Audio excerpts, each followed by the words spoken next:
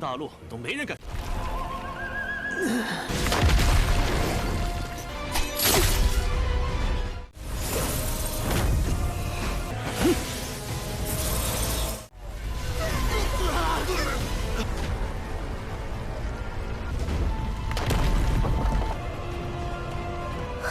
Halo guys, welcome back to Kobe Movie. Seperti biasa, hari ini kita rilis ada 4 Tonghua guys di channel Kobe Movie. Buset, banyak sekali. Abang Xiao Chen, Abang Qin Yang, Abang Ling Feng, dan Abang Su Yang. Kalau Su Yang mah udah leluhur ya guys. Nah, di part 16 Chang Shenjie atau Baba Xiao Chen hari ini, kita semua bakal menyaksikan nih. Lord kita dikepung oleh para aliansi gara-gara dianggap sudah menghabisi anggotanya guys. Wah, malah jadi bencana ya kan? Ini bagaimana ini ya guys ya? Yang pasti Lord kita nanti akan menerobos. Gimanakah pertarungan mereka? Langsung saja kita masuk ke intro ya guysku.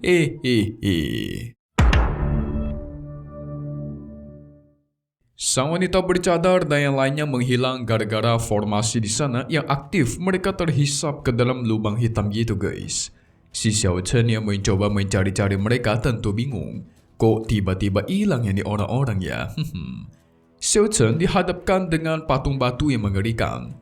Ketika dia menginjak lantai di sana, tiba-tiba muncullah lubang hitam yang menghisap dia ke dalam. Nah, lubang inilah yang sama menghisap silin Erden lainnya kemarin guys. Dia pun dibawa ke dunia lain. Di sana dia sekilas melihat sosok yang mengerikan. Dan untungnya Keke segera menarik dia untuk kembali.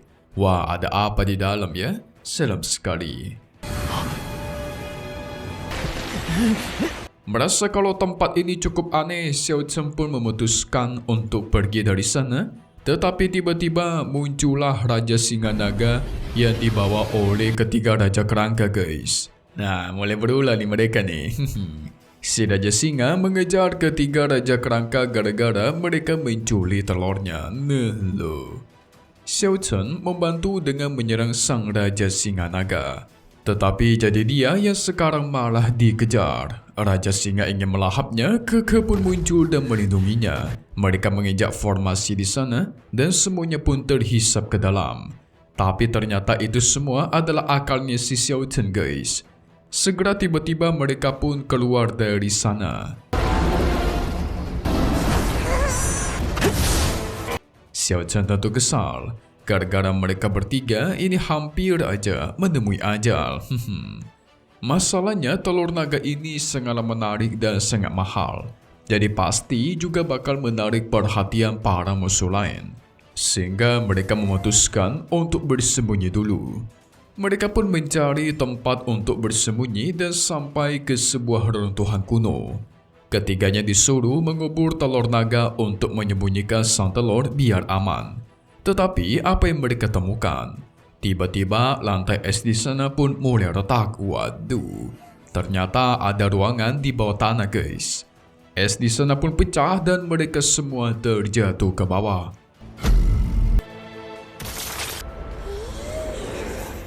Di sisi lain, Yan Qing yang menginformasikan kalau Xiao Chen pasti memasuki lembah salju di sini. Jadi di sini para aliansi sudah bergabung dan ingin menghabisi Xiao Chen guys.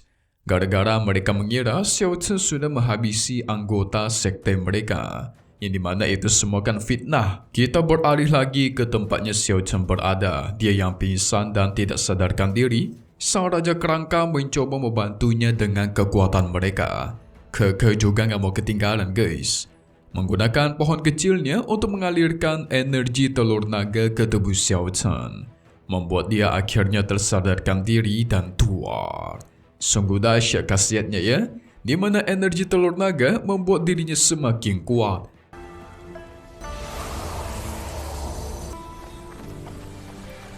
Keke yang penasaran dengan tempat di sana.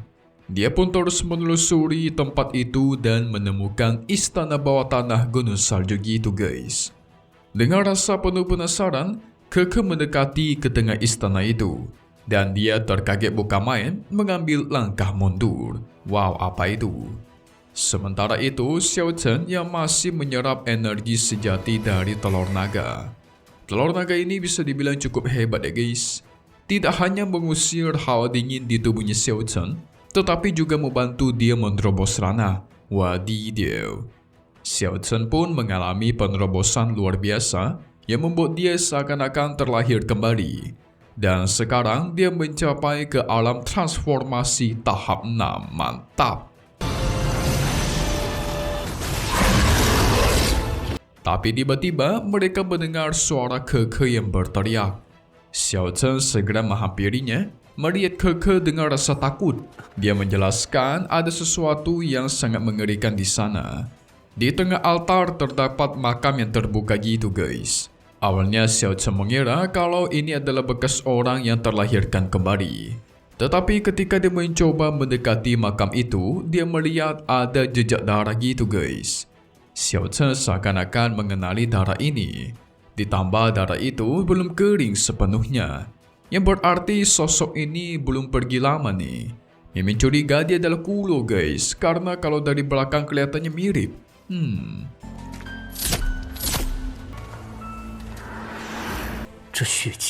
Dengan rasa penasaran mereka terus menelusuri sampai ke jalan keluar pintu. Ketika keluar, Keke senang bukan main. Akhirnya mereka selamat dari kengerian yang ada di dalam. Tapi sialnya ternyata di sana sudah banyak orang yang menunggu mereka. Waduh, ini orang-orang dari aliansi. Gak jadi selamat kalau kayak gini mah. Xiao Chen menyuruh teman-temannya segera pergi dan mengamankan telur naga itu. Sementara dia akan menahan mereka di sini. Dia merasa cukup percaya diri karena dengan peningkatan ranahnya tadi, dia percaya diri bisa kabur dan menahan mereka. Ketika Raja Kerangka hanya bisa percaya pun, dia pun pergi. Sementara Keke tidak ingin meninggalkan Xiao Chen. Namun setelah dirayu-rayu untuk pergi dan mengawasi ketiga Raja Kerangka, pada akhirnya Keke pun hanya bisa menaruh rasa percaya dan pergi meninggalkannya. Xiao Chen mencegah mereka yang mencoba mengejar Keke dan mengambil telur naga. Karena sudah mengejar sampai sekarang dan sangat jauh, maka inilah waktunya sekalian untuk Xiao Chen menyelesaikan semua masalah mereka. Segera semuanya pun menyerbu. Xiao Chen bantai satu persatu para kerocok ini guys. Tidak ada yang boleh kabur hari ini katanya. Dia melawan semuanya dengan mudah. Sing, sing, sing. Enggak ada yang selamat.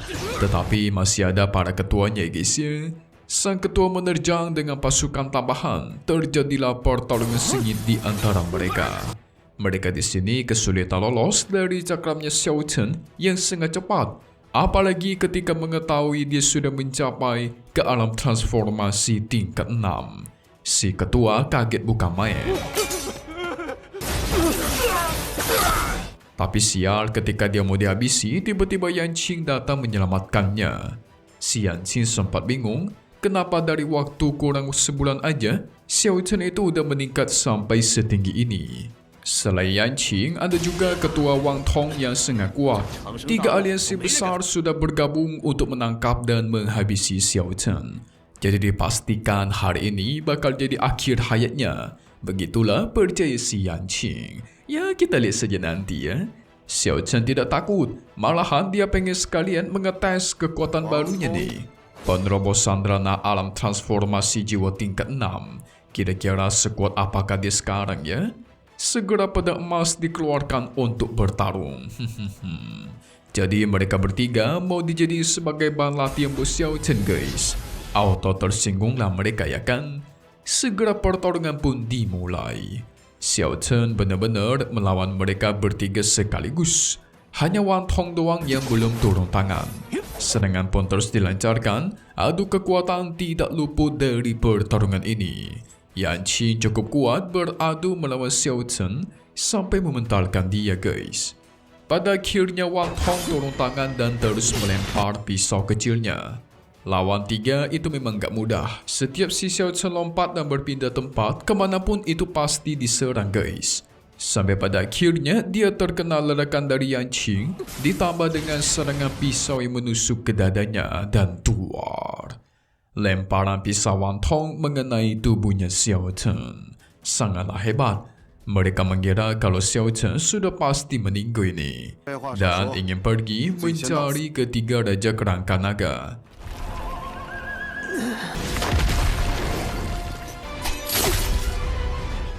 Karena pasti telur naga ada di tangan mereka. Tapi apakah ini semua sudah selesai? Xiao Chen pun kembali bangkit. Ini tentu gila. Haruskan pisau itu mengenai jantungnya ya, kok dia bisa selamat? Yang ternyata guys, terdapat pecahan telur di tubuhnya Xiao Chen yang menghalangi tusukan itu. Wah. Ini mah namanya hoki atau beruntung tingkat dewa nih, nggak ada luka dia. Yan Qing dan kedua ketua lainnya auto murka. Mereka mempersiapkan serangan pamungkas, melancarkan serangan gabungan, sehingga tuar. Xiao Chen itu terus bertahan dari 3 serangan ini sangatlah kuat. Ketiganya pun memperkuat serangan, tetapi ada keanehannya mulai terjadi. Di belakang mereka terjadi goncangan besar gitu.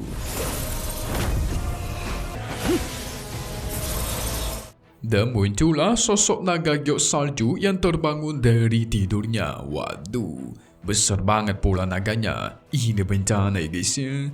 Auman dari sang naga aja membuat mereka pusing kelayangan. Gunung salju di sana juga mulai runtuh. Mereka semua segera kabur dari situ.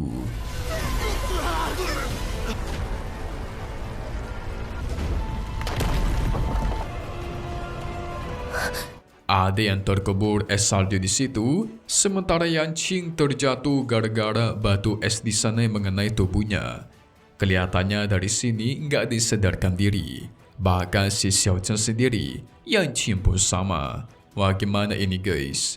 Kayaknya Wan Tong dan satunya lagi nggak selamat dah. Soalnya mereka nggak kelihatan. Daripada kalian penasaran mereka selamat ataukah tidak, tapi sepertinya kalian lebih penasaran siapakah musuh Xiao Chen selanjutnya. Karena sebenarnya dia hampir meninggal guys. Wow, kok bisa? Oke. Mari kita lihat di bagian spoiler untuk part 17 Chang Shenji yang bakal rilis lagi di minggu depan ya guys ya. Oke, jadi nanti kita semua bakal melihat Xiao Chen bakal diselamatkan oleh si Liu Mu, yang si pria yang awalnya musuh tapi jadi teman ujung-ujungnya. Nah, setelah diselamatkan dan disembuhkan, sekarang Xiao Chen berubah drastis penampilannya guys. Jadi jauh lebih keren dan tampan dengan baju dan rambut barunya. Ketika dia keluar, dia bertemu kembali dengan Yan Qing dan kawan-kawannya. Wah, ini wanita nggak kapok-kapok ya. Sehingga terjadilah pertarungan sengit di antara mereka. Nah, disitulah mereka bakal menentukan siapakah yang bakal hidup dan mati guys. Apakah Yan Qing bakal meninggal di episode 17 minggu depan? Tapi yang pasti sedang terjadi kekacauan di tempat lain. Dan sosok yang bangkit dari peti mati es itu bakalan muncul. Dia berambut merah gitu dan mengerikan guys. Tapi dia bukan Kulo kayaknya. Kulo kan sudah dikonfirmasi meninggal kemarin kan. Siapakah dia ya? Apanya jangan iblis baru nih. Entah bakal menjadi musuh atau temannya Xiao Chen nanti. Cuma satu hal yang pasti di sini ya guys ya. Hehehe, Kobe Movie. Kita bakal update lagi untuk tonton selanjutnya. Mimi mau pamit undur diri dulu. Oke kalau gitu. See you guys.